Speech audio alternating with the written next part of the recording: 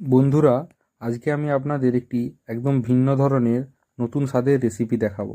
প্রথমেই কড়ায় তেল দিয়ে তেলটি গরম করে নিয়েছিলাম।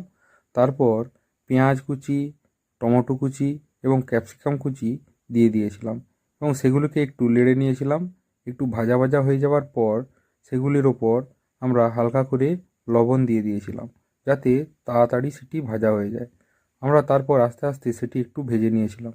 তারপর আমরা একে একে রসুনের কুচি, তারপর আদার একটু পেস্ট দিয়ে দিয়েছিলাম এবং সেটি দেওয়ার পর সেটিকেও কিছুক্ষণ ভেজে নিয়েছিলাম।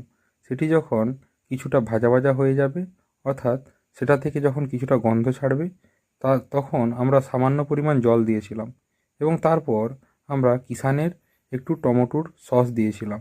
তারপর তারপরেই আমরা কিছুটা সোয়া সসও দিয়েছিলাম এবং সেটি দেওয়ার পর যাতে গ্রেভিটা একটু গাঢ় গাঢ় হয় তার জন্য সেটাকেও একটু কষিয়ে নিয়েছিলাম এবং যখন গ্রেভিটি একটু গাঢ় গাঢ় হয়ে গিয়েছিল তখন সামান্য পরিমাণে হলুদ এবং সামান্য পরিমাণে লঙ্কার গুঁড়ি দিয়েছিলাম এবং সেটিকে দেওয়ার পরেও খুব ভালো করে কষিয়েছিলাম।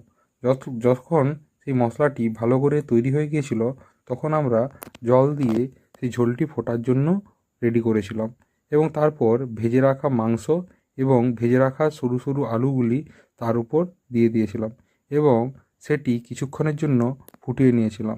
এভাবে তৈরি হয়ে গিয়েছিল আমাদের ভিন্ন স্বাদের একটি রেসিপি। যদি আপনাদের এই রেসিপিটি ভালো লেগে থাকে তাহলে আপনারা দয়া করে এই চ্যানেলটি সাবস্ক্রাইব করবেন। ধন্যবাদ বন্ধুরা, পাশে থাকার জন্য।